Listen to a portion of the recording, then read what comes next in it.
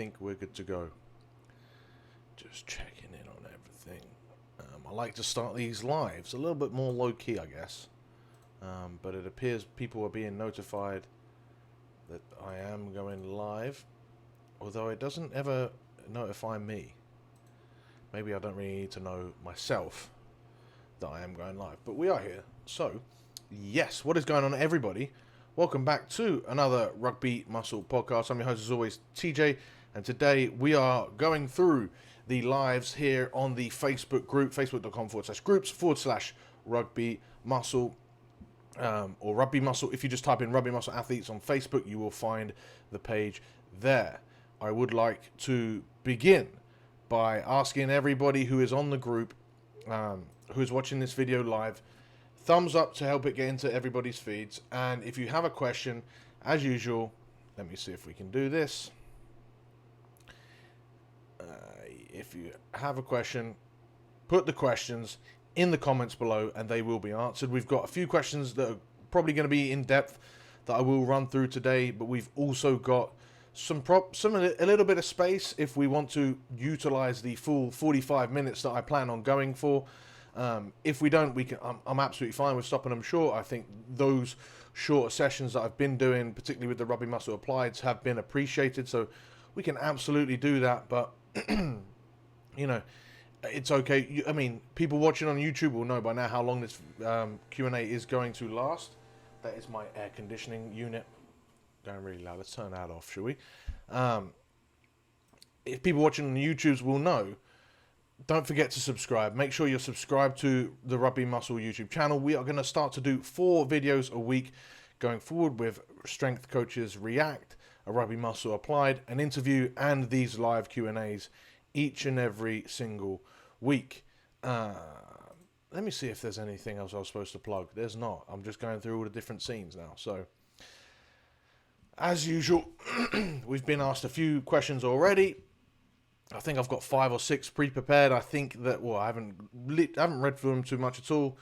Just had them copied and pasted into the link, and I made sure that they were here ready to go before we started recording. But let's get into the questions, shall we? As usual, thumbs up, comments or questions in the comments below. Anything in the comments below does help out, obviously, the algorithm, both on Facebook and on YouTube. It doesn't ever go unappreciated.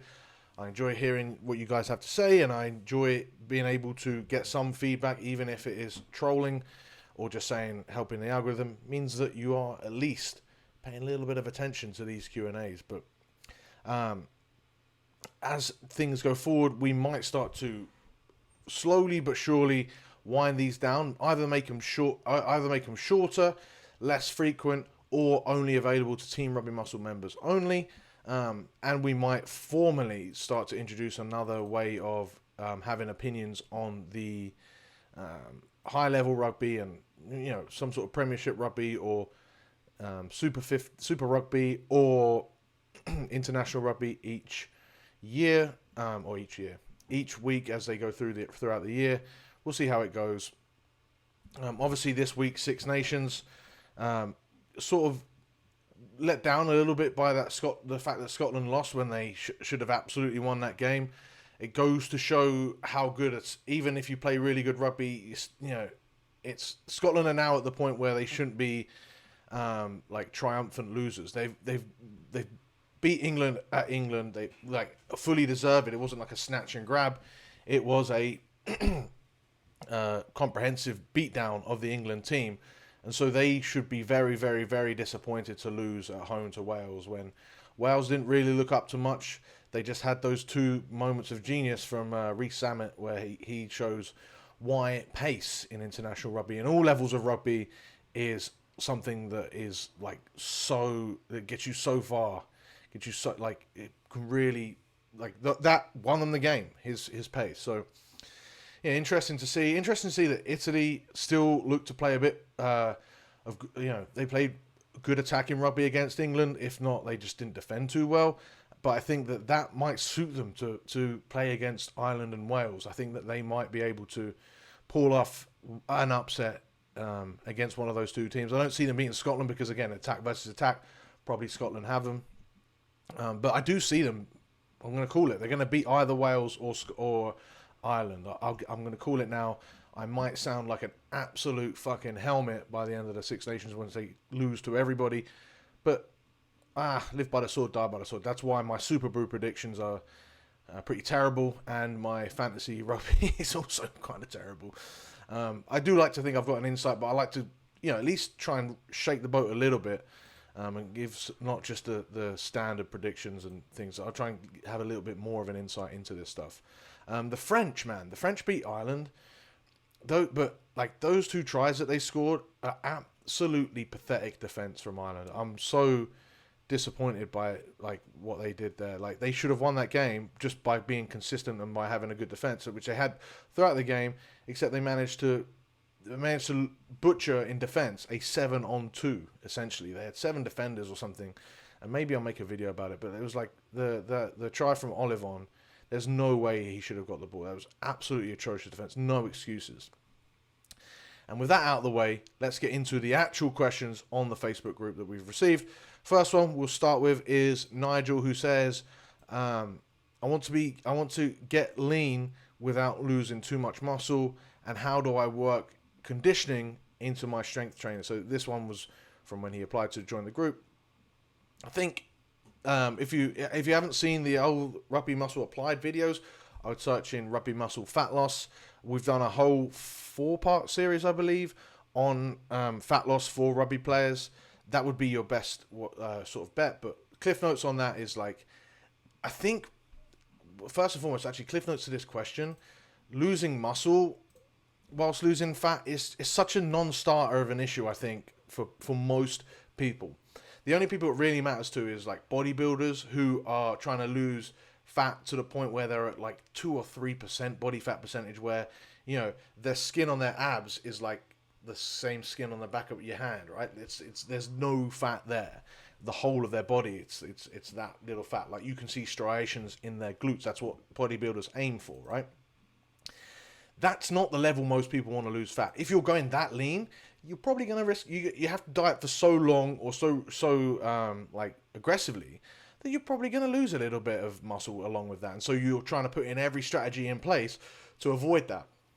Whereas if you just want to get lean, like, and maybe get somewhat of a visible six-pack, I don't think it's overly necessary. I think it's like, or a big concern. Most of what you'll lose in terms of muscle will just be like water retention, which doesn't really, it's not going to be a big loss of strength. It's just going to be a little bit of loss of muscle volume because you're dieting, because you're utilizing the glycogen that would be in the muscle, which would usually require some water, which why your muscle volume would be bigger. All that would require for you to fill out those muscles to be have one bigger meal, but then the problem with that is that then it puts you out of that fat loss state, right? So you would just not worry about it until you finished losing all of that weight. And once you've lost as much weight as you need, then you worry about either regaining lost size, but most of that size is just going to be recompensated for by eating a couple good meals, filling up your glycogen stores, filling out your muscle stores, and I think you'll find that you probably haven't lost any muscle, and any muscle, actual tissue that you might have lost is gained back so easily. A lot of people also worry when it comes to losing muscle on a fat loss side, like about losing strength. And I think losing strength when you're trying to lose muscle is a little bit of a concern, only so far as the fact that it's probably going to happen more than anything due to you're changing in your leverages. If that happens, right? So if you're benching and you've got you did have a 40-inch chest and now you've got a 36-inch chest. I've butchered those numbers, but you get the point, right? You've got further to go on that bench press for you to touch your chest. You've got less leverage to push that out. Less cushion for the pushing, as they say. Same thing for a squat, right? It's called a power belly for a reason, because that belly can actually push against. So, how do I manufacture this? I can't manufacture it. You just have to take my word for it, right? Your belly would be able to help you brace, not just against your belt, but against your legs, and you can squat up a little bit more. So your leverages change as you lose weight, but that doesn't mean you're actually getting any weaker. And especially when you're looking at it from a rugby training perspective, right? Like any muscle you do lose, you're still probably overall net going to be stronger pound for pound, which makes means you're definitely going to be more athletic as long as you're training in those endeavors. So I don't really think it matters. And even if you do lose strength, as I insinuated, or strength, muscle, whatever, to regain lost strength, muscle, whatever, it's so much easier than gaining it in the first place. So I would just say, like, get that monkey of fat loss off your back, and don't worry about losing the muscle too much. Eat enough protein, and you're good. And then whatever you do lose, if you do lose anything, you gain it back in the first block once you finished finish losing weight. You don't go for a bulk once you finish losing your weight. You don't go and put on all the fucking mass that you've lost and all the fat mass that you've lost. You just slowly but surely creep up your weights and creep up your strength and creep up your muscle, eating a relatively like maintenance level, and maybe a little bit of a surplus, but not really. Just worry about staying at that range and getting comfortable at that range. That's how you would go about getting lean without losing too much muscle. The other question, how do I work my conditioning into my strength training? 3 points here, I think. Number one, if you're working your conditioning into your strength training, like first and foremost, it's called strength and conditioning, right? So strength and conditioning. It's not strength training with a little bit of conditioning. You're doing this for rugby, and I can nitpick that word, that term, strength and conditioning, right? But like when you put it that way, strength and conditioning, they're both treated equal. You're not putting conditioning into a strength training program. Likewise, you're not putting strength training into a running program or whatever. It's strength and conditioning. They should be synergistically together. So you should treat it that way. The fact that you've said that insinuates to me that you're probably not taking it seriously. It insinuates to me that you're treating your strength training probably because you're better at it, probably because you're already quite strong and you're already quite muscular, because you don't want to lose the muscle that you've gained, right? You've had some success. But that actually insinuates to me that you haven't treated your conditioning as seriously. So I would first and foremost like get your mind around treating it seriously. Like if you're already lifting 5 or 6 times or even 4 times a week, one of those sessions should definitely just be a conditioning session, particularly if you're out of shape and you want to get your conditioning back. Other thing is, I would treat your condition. I would arrange my training in a high-low sort of training split or training week. I've got more information about that coming out, I think, next week, when the next Rugby Muscle Applied comes out, when we're talking about how your training should look week to week. Or have I already done it? I really can't remember if it's out. I've got so much stuff coming out, but there's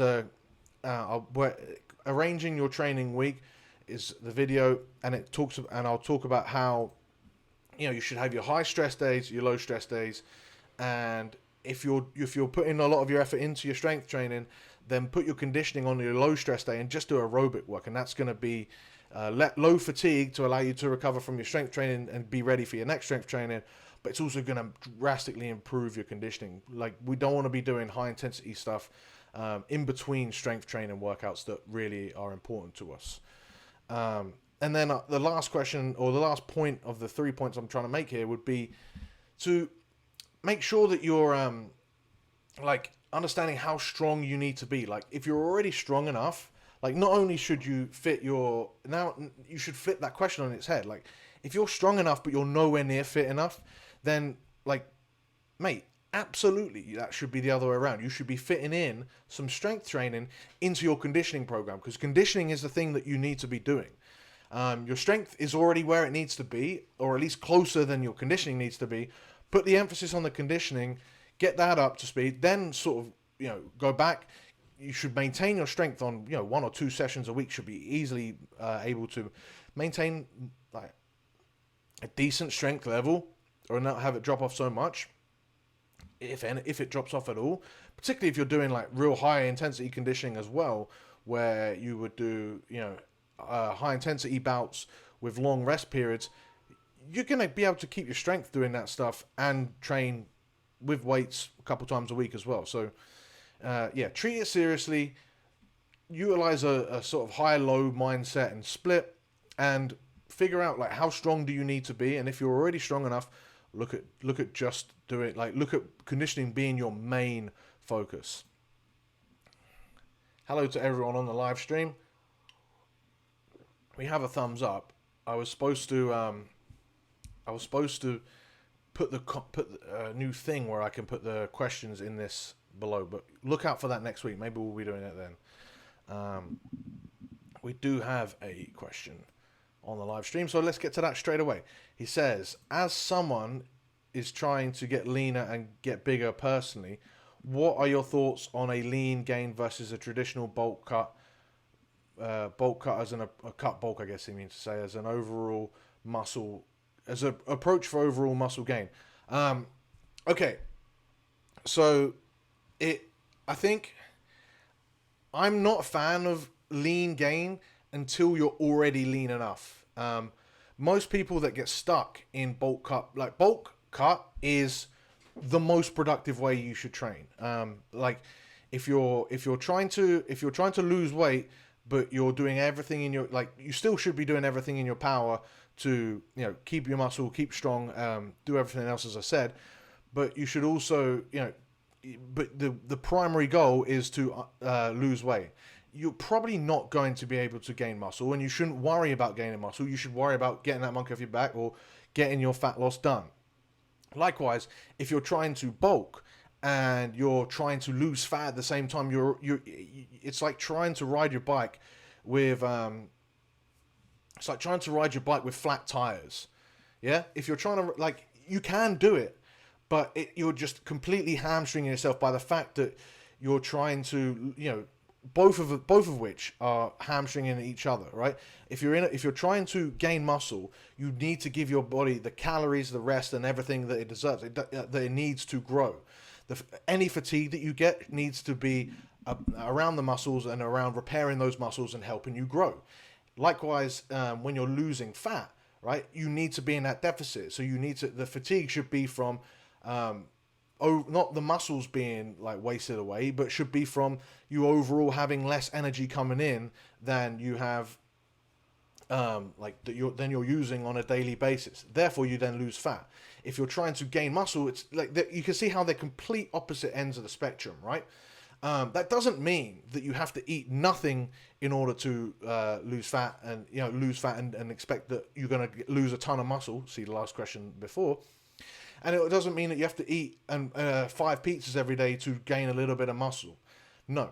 So the overall way I try to approach this is the first and foremost goal for most people should be to get relatively lean to the point where they're comfortable, right? So that they're not worried about any more. Like the problem is that people they make a little bit of fat loss progress and then they're like, right, it's time to bulk. And then they just undo all of their fat loss progress. Get lean enough first, then you've got that the monkey off your back of worrying about fat gain or worrying about being fat or worrying about whether you're putting on muscle or fat, all that stuff. That gets off your back because you're now lean enough, right? Then you would slowly but surely add muscle. Muscle is a long-term process to be able to add. So say if you add 1 kilogram every 2 weeks, a pound a week, that's a lot. And it's still going to be what I would consider quite an aggressive bulk, because if you think about it, over the course of 3 months, you've gained 6 kilograms. That's a lot of weight. That's, over the course of a year, you've gained 20 kilograms, right? 24 kilograms. If you consistently did that, that's a fucking ton of weight. And you're not going to be kidding yourself. Most of that will be fat. So you would set yourself maybe like a 10, once you've got lean enough, you would set yourself like a 10 kilogram sort of buffer where you would gain 10 or so kilograms, maybe less, maybe more, depending on who you are and how predisposed you are to be able to gain muscle. And you would work between that sort of realm. So you would gain, and each time you would reach that upper bound, you would be a little bit more muscular, a little bit less fat, and you would work down. And every time you got all the way down, you would be a little bit more muscular, and you'd be a little bit more shredded. And then you keep going between those two lines. Therefore, you're still cutting and bulking, but you're not doing like a 20 kilogram, like just getting fat for the sake of bulking, right? You're working within reasonable aims. And that is that's what I would consider lean bulking or lean gaining, right? Like most people that I work with, once they get lean enough, they're so keen to get onto bulking calories because you're in a state where you've just finished dieting, so you're really, you know, your hunger levels are all skewed up. You're always going to be quite hungry. You've also deprived yourself of a lot of traditional or a lot of tasty foods in order to lose that weight, and now you want to, you know, you're convincing yourself that you look at the bulking foods that people tell you have to eat, and you look at the bodybuilders that are doing these giant diets, or a rugby player that's just trying to maintain on 5,000 calories a day. And you're like, cool, I get to eat all of this food because you're already in that deprived state. It seems really, really, really appealing. All you do if you do that is you just regain all of that fat you've just lost. Whereas in reality, if you look at possibly gaining a pound or so every couple of weeks, that's going to be mostly muscle, and that doesn't take anywhere near the amount of calories that people hope/think that it would take. It should be the other way around, right? They think, or really they hope, that that's how many calories it's going to take. It's not. It's like gaining muscle is such a minimal amount. It's like an extra, like fucking couple of apples a day, or an extra portion of rice over the course of a day. It's not, you know, you're not completely revamping your diet. So I think the idea of kind of bulking, I hate those words, but the idea of kind of bulking is right. The approach that most people take to it is just fucking garbage. Like the difference between a cut and a bulk in reality is a few extra portions of fruit, a few extra portions of carbs. That's about it, you know. You know, and it would vary between person to person, but that's kind of it, you know. So I would make sure I would still focus. I'd give myself a primary focus. Whether I'm, the problem with lean gaining is that then you're like, you're just not, you don't have a focus. You're trying to do two things that are complete opposites. And I don't even like doing two things that are close enough. I'm like, you should have a singular focus. So, you know, if it's losing fat, yes, you still might put on muscle, but you're not worried. Like, you're not going to worry about muscle at the cost of that fat loss. Okay. Adam comes in and he says, any good, this is a question that was on a group earlier. Any good mobility and stretching sessions you can recommend to help improve athleticism? Cheers. Adam, so really, mate, if you've seen anything that I've put out, you should know that I'm not a big proponent of quote unquote mobility. And this is like definitely where I'm not the guy that you should talk to if you want to hear I think you want to hear about this. The reality is mobility doesn't really improve athleticism in like any training for mobility doesn't improve your athleticism in any real noticeable way. What proves your athleticism is training for your athleticism, right? Doing a thing. Whether that's lifting with a full range of motion, whether that's sprinting and or doing tempo work and practicing quality movement, that stuff helps you improve athleticism, and it helps you improve the mobility of that thing that you're trying to improve upon, right? Perfect example is I'm in my own training. I'm into a phase where I'm trying to, excuse me, I've got a burp coming. Okay, it's gone. I'm in a phase of my own training here at the minute where I'm trying to improve upon my power cleans, right? Or I'm trying to slowly but surely reintroduce power training and Olympic lifting into my training. Partly because I miss it, partly because I'm trying to do more power work, partly because that's going to help like hold on to my muscle. See the earlier question. Whilst I'm trying to lose fat, a few reasons, right? But Jesus Christ, like my elbows and forearms are doing me in. I'm not getting a good range of motion for holding these cleans in this position. You can see here my mobility is not where it needs to be in order to do this, right?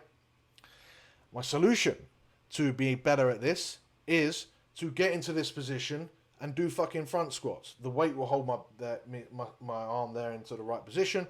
And over time, my body's going to relax and realize that there's no need to be so tense in this position, and it will be fine. I'm just doing front rack holds. If you ask the best weightlifters in the world, they don't do a million different fucking wrist mobility and fucking yanking a fucking band or whatever. No, they fucking do the move. They do front racks and they hold heavy racks on their shoulders, or they do front squats, or they do cleans, or if you're trying to get better at snatches, you do a fucking snatches. You do overhead squats. If you want, like, I was someone that got quite good at overhead squats because I did a fuck ton of overhead squats, not because I did any sort of crazy mobility thing. Same thing for squats. I squat to quite good depth, even now without my lifting shoes, because I squat to depth and I practice squatting to depth. I think sometimes the issue that people might run into, and this is a common issue when you're trying to, how you might lose mobility when you're trying to gain strength, is because people up weight way too fast all the time. When they add 5 kilograms in a week, and in 2 weeks they add 10 kilograms. That's fucking way too fast to try and add weight to a move and expect to maintain that amount of quality, unless you're like starting really sub maximal, right? You're starting really light and then you're building up. That's a different story. If you're adding that much to your like training maxes, or you're working heavy weights, like you're always going to find that you get to a point where all you're doing is altering the movement to accommodate for the extra weight that you're putting on the bar. So many people say, like, this is one of my biggest bugbearers actually when it comes to people that do weight training in general, right? With squats, biggest bugbearers, right? Is they'll do a squat and they'll hit a new PR and they'll say, I've got to work on that depth. Then you haven't hit a fucking PR. Like, you have to do the movement the same every time for it to be a PR. If you've changed the movement, that's not a PR on your old move. That's a new thing that you're doing. If you're squatting and all of a sudden you've sacrificed, a few inches of depth and you haven't got to parallel, we're not doing a fucking squat anymore. You're doing this weird sort of 1/3 of a squat that allows you to use more weight, but that doesn't help you. It doesn't give you the benefit. It's not you getting stronger. That's you changing the movement. So your movement should always be really fucking consistent. I've put this in a Rugby Muscle Applied series, like how to train. I think it was the how to train for muscle, because that way you can really gauge progress really well, right? If you're using the exact same consistent range of motion week to week, you know that you're going to be able to, if you're adding weight or getting stronger or adding muscle. But the same point can be said for if you're trying to do mobility. Like, don't even bother trying to add weight. Just try to keep that same weight, but give yourself the room to move better, like if you're just doing a submaximal squat, maybe you're doing 80 or so, or even 60 or so kilograms, right? And you just keep that weight. But every week you get a little bit lower, a little bit more comfortable, and a little bit more of a better posture. You'll build out that movement over time. The other thing to improve athleticism, I'd say, to round out this question, would be like, look at your athletic movements, like your landing, your jumping, your stepping from side to side. How do you move? And again, break it down and do it slowly. Look at sway work for agility, and then look at like slow, casual tempos. You can even do wall drills for sprinting, and that will improve your athleticism, or just jumping and landing and mechanics, and just get really efficient at that stuff. And that will massively improve your athleticism. And like once you get better at moving, right, your body's going to sort of open up and allow you to move in more directions because you move well, and it doesn't put pressure on the joints. Your body, like, mobility is not it's not a actual tight muscle thing. It's a neural thing. So it's your body gets tight to stop you from injuring yourself. So if you can move better, you're gonna gain the trust, I guess, of your body, so that it knows that it's not going to get injured in its range of motions, and you're going to be fine. Okay. New question coming up on the live. This thing annoys me where it doesn't allow me to. Oh, and now it's come up on the questions here. Look at this. Does this work? No, it does not work at all. He says, I'm trying to lose fat. My carbs and fat are low. Sometimes I'm feeling more tired than usual, but I want to improve different aspects of my muscle. Microphone going down. Let's start that again, shall we? Let's move this off. This has been a bit of a joke of a couple of minutes. How do I find out who asked this question? I'll find out later. He says, I'm trying to lose fat. My carbs and fat are low. Sometimes I'm feeling more tired than usual, but I want to improve different aspects of my training. I would like to add cardio and rugby skills. How can I manage and do all of it with good energy? Number one, sleep. Sleep enough. You'll be surprised, like, if you how little people look at their sleep when it comes to this stuff. Like, if you're sleeping anything less than 7 hours, try sleeping better. Try sleeping more. Um, yes, increase that quality, but do everything else. Like, definitely increasing sleep is probably going to be the major one. The other thing is um, find your times during the day that you're good at these things, and give yourself that time to get in your extra cardio or rugby skills, right? So whether it's you finish work at 5 o'clock and you do you do 10 minutes of skills, or you do 30 minutes of cardio, whether it's you take a lunch break and you go out and you do some tempo work, or you do your conditioning training, whether it's whatever it is, right? Try and find it in more of a routine. And what you'll find is, like, once you get going, you will wake up. If you're on low carbs and low fat, maybe look at, like, slowly, number one, getting out of that dieting phase. If you're in a dieting phase, it's difficult to, like, sometimes when it comes to dieting and losing fat, you have to sacrifice, it can become an option to just not do too much cardio, not do too much training, because your calories need to be so low, which is kind of counterintuitive, right? But that's why you shouldn't train to lose fat. You should diet to lose fat.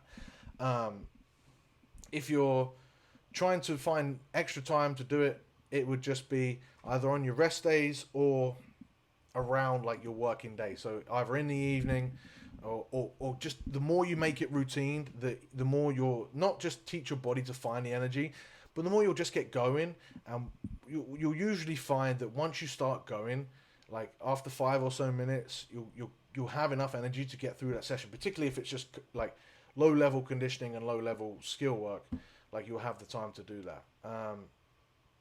It's managing your schedule is managing your schedule. It's one of the most important things that people just always forget when it comes to, like, organizing your training and staying on top of your training. Like, it's such a thing that I do pretty much every week with at least a few of my clients that I'm working with in the Rugby Muscle Elite program. Is we go over their schedule. Like, right, when are you going to be able to commit to this? Because once you've got stuff into a schedule, it becomes automated, it becomes a habit. You rely a lot less on motivation. What do we got? 10 or so minutes to go. Let's see here. Okay. Oh, yeah. Ian asked a question for community. I figured I'd throw it up here. He says, if you think you have strained something in your foot, do you go to a physio or a podiatrist? I would say my advice on this, and this is not, like, disclaimer and whatever, don't fucking sue me here. This is not medical advice. This is just my experience from rugby, is have a guy. You should always, wherever you are, like, you should have a guy that you sort of rely on for this. And that guy might have other guys that he relies on, and you can go through that. But, like, in Colorado, I had a physio / chiropractor.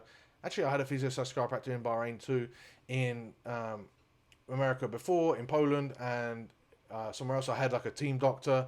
And when I was in UK, I had a physio that I really relied on. And if you have someone whose knowledge you trust, who understands your needs, isn't just trying to not worry about being sued, and knows that, like, because fucking if you're a doctor or a physiotherapist and you're saying, right, you have someone pay you, and especially in today's society, might sue you if you give them shitty advice.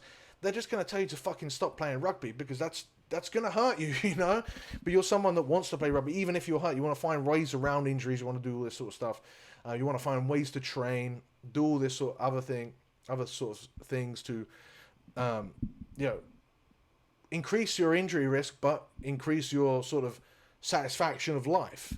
And you've got to find someone that understands that for you, and isn't just fucking, like, is also a combination of, like, open-minded and scientific based, right? So they're not just a quack, because a lot of chiropractors A lot of chiropractors, man, like they are just fucking hippies, and like I don't want to go to a chiropractor who wants to recommend me and talk to me about diet. Like that's not what you're there for, right?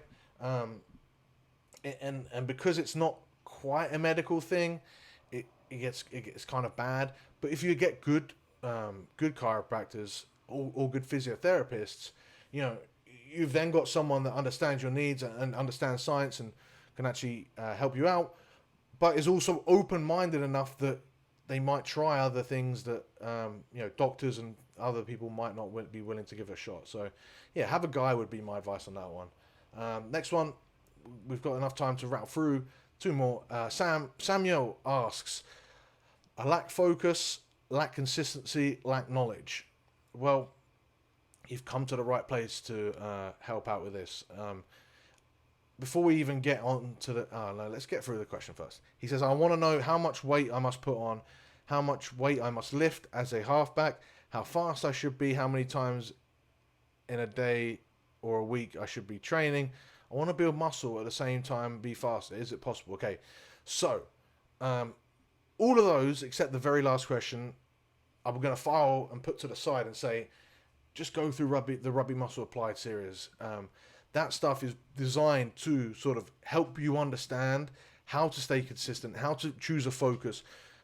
Understand that those questions are the wrong questions to ask because everything is relative to you and how you can become the best player. There is no actual weight that you need to be. There is no actual weight that you need to lift. There is no how many times a week you have to train. There is just what you need to do to become a better player and the most efficient ways to do that. So go watch the Rugby Muscle Applied series for that. The last question about how I want to build muscle at the same time and be faster, is that possible? Yes, it is possible. Because overall, if you build muscle, you're going to be able to apply more force into the ground. Like the more muscle you build, the more potential you have to be faster. But obviously that gets to a point because muscle is weight, right? So it's all about that strength to weight ratio, right? The stronger you can be at the lightest weight that you can be is going to give you the best strength to weight ratio, which is going to allow you to put more force into the ground. And particularly as you're starting, if you're someone that's young, and I would assume you're young if you're asking these questions, you're going to be someone who will get a lot of strength gains early on. And that strength gains will give you a lot in terms of speed. Then it gets to a point where you actually have to do direct speed work. And then even then you can still slowly, you're putting on muscle is not a off and on switch. You're not gaining muscle in this hour and losing muscle in this hour. You are slowly but surely trying to add tissue to your frame. You can still get faster whilst doing it. You can still do your sprint drills. The problem you're going to end up running into is recovery, right? Because you're going to have to put quite a lot of resources into gaining muscle, and you're going to put a lot of resources and create a lot of fatigue in training for being able to get, speed training. That's going to create a lot of fatigue, and it's going to take a lot of time. You need to be fresh when you're doing it, so you want to make sure that you're not your lower body isn't fatigued. So it's going to become a real difficult thing to organize the more advanced you get. However, you can also utilize that high-low approach I spoke about earlier and do high-intensity sprints in one day, and then you can do low-level strength training, and then you can do high-level strength training, and then you can do low-level tempo work, and you can sort of mix these in and figure out however much you need to train in a week and do your best that way. But you can absolutely do that. But what would probably be the better question would be, why? Why do you have to do those things at the same time? Why not spend a couple months just really focusing on getting faster, then focus on building strength, building muscle, and then go back to getting faster, and so you then give yourself that potential, and then you actualize it, and then you give yourself more potential, and then you actualize that more potential, and you get faster and faster and faster and bigger and bigger and bigger. Last question. Yes, and we're going to finish nicely within 45 minutes if I don't fucking babble on this question. Jonah says, well, I have a hard time filling out my chest and arms, and I feel like I am lacking in that department. Also conditioning, big time. Okay, so this is a nice one. I think really, it's quite simple to be, but it can get nuanced, right? But essentially, if you're having a hard time filling out your chest and arms, it would suggest to me that you need to treat those areas with more volume. Maybe you're born with a smaller chest and smaller arms compared to, I don't know, your back and leg. Maybe you were born with bigger legs, or maybe, that's one way to phrase it, is to say that you were born more blessed in other areas. So if you've recognized that, I would just divert more of your training focus to those areas if you want to bring them up. Essentially, that can be done. That doesn't have to say that you need to definitely do loads of more work in those areas. It means you have to divert more focus. So maybe that does mean that instead of training them once a week, well, you shouldn't ever be training chest and arms once a week. You should be training them at least twice a week. You should be training all muscles twice a week, really.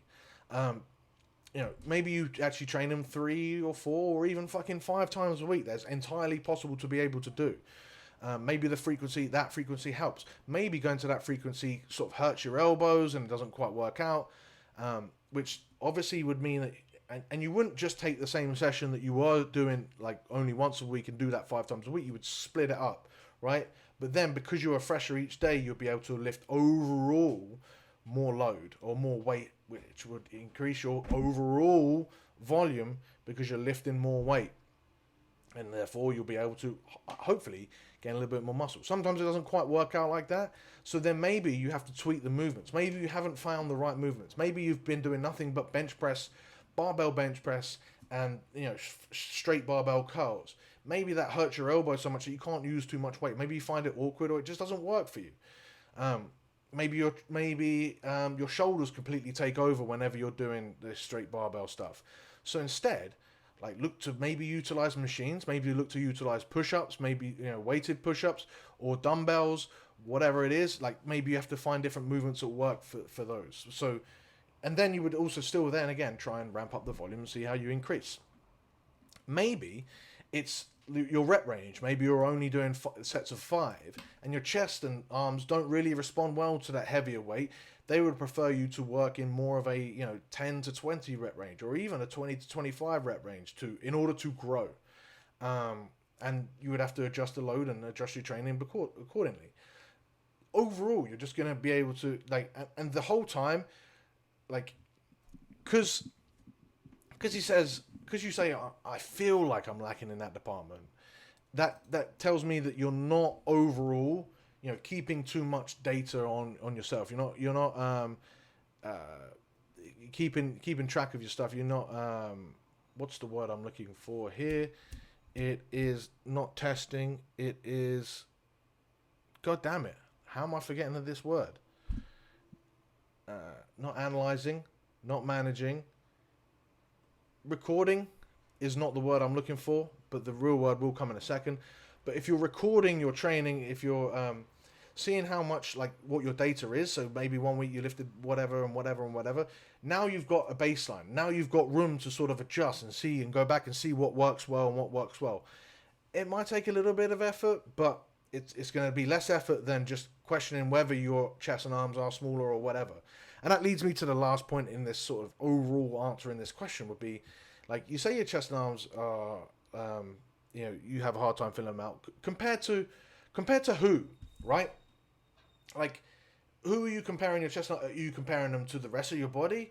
In which case, maybe, but maybe that's just how your frame is. If you're comparing them to someone else, why? There is no, if you've got current aesthetic goals that you just want to get bigger chest and arms, that's fine. But don't say that they are lagging in compared to other areas or for a particular purpose. But, or if you've got hard data, look at the hard data and figure out what you need to alter in order to help them grow. But there is no hard and fast answer to it, unfortunately. And then the point that you put also conditioning big time, that leads me to think, go back to that first question. treat your conditioning more seriously. If it's big time, then I wouldn't even worry about having a smaller chest and arm. I'd worry about getting in shape first and then bringing up your chest and arms. Here we go. One question, if there's time at the end. There is. Fuck it, there's time. There's 30 seconds. It says, if there's at the end, is there anyone you've come across recently on the gram putting out good content that's worth a follow? Dr. Pat Davidson, I'd say at the minute, is he just writes the text posts, but they're so succinct and so to the point. And sometimes they're like, they give you a bit of a wake up call, and you're like, oh yeah, right, like, because he called out the sled as a terrible movement. He called the pull up as a terrible movement, and like he gives good reasons, and it makes you think, like, because there's so much shitty dogma that exists, and I deal a lot with it, and I say, I push back against why you have to squat, bench, and deadlift, or why if you have to do the bodybuild. Like, there's so much fucking bullshit that sort of lingers around because it's just been there forever, and it serves no purpose. We should have outgrown this stuff by now, and he does a really good job of calling out all of that bullshit and sort of reframing your mind. So yeah, give Dr. Pat Davidson a follow. That would be the one I would recommend.